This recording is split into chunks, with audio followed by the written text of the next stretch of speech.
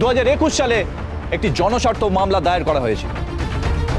সেই মামলায় এই Agnijit Mukherjee. Objection your honour, এই কেসের সঙ্গে জনস্বার্থ মামলার কোনো সম্পর্ক নেই। Objection sustained. আপনি অন্য প্রশ্ন করুন। প্রশ্ন উত্তর করার কোনো জায়গায় নেই ইওর অনার। থানার বড়বাবু স্বয়ং আই উইটনেস, উনি নিজের চোখে দেখেছেন একটা ধারালো অস্ত্র হাতে অগ্নিজিৎ মুখার্জিকে বারবার পদ্মকে স্ট্যাব করছে।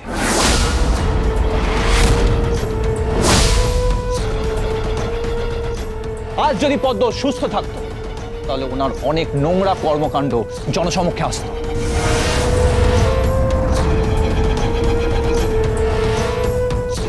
উনি একজন দুর্নীতিপরায়ণ ব্যক্তি, একজন করাপ্টেড মানুষ। ওনার দুর্নীতির তালিকা যদি একটার পর একটা তৈরি করি তাহলে দীর্ঘ থেকে দীর্ঘতর হবে সেটা।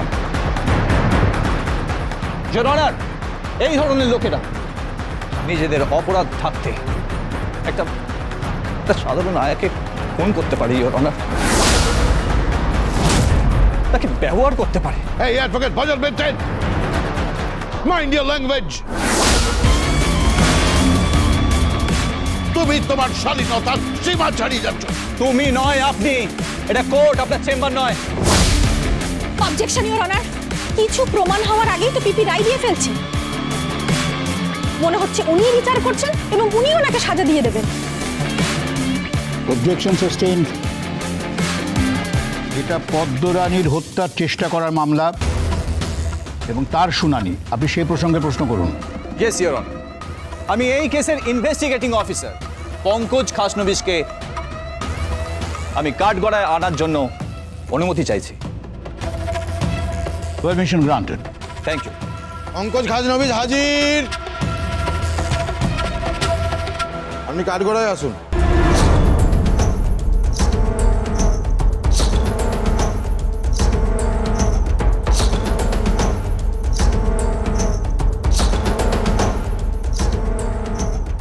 গীতায় হাত রেখে বলুন, যাহা বলিব সত্য বলিব, যাহা বলিব সত্য বলিব, সত্য বই মিথ্যা বলিব না। তবে মিথ্যা বলিব না।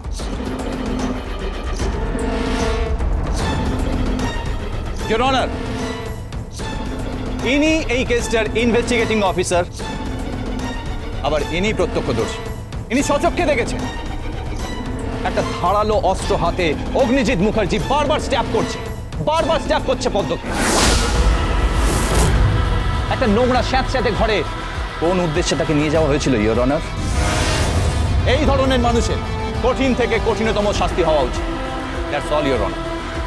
অবজেকশন ইওর অনার, এইটা কোনো নাটক করার জায়গা নয়। উনি ওনাকে প্রশ্ন করছেন না কেন? আমি মহামান্য আদালতের কাছে প্রে করছি উনি যেন মূল বিষয়ে আসেন। গীতা LLB সোম থেকে রবি প্রতিদিন সন্ধ্যে 6:30টায় স্টার জলসায়।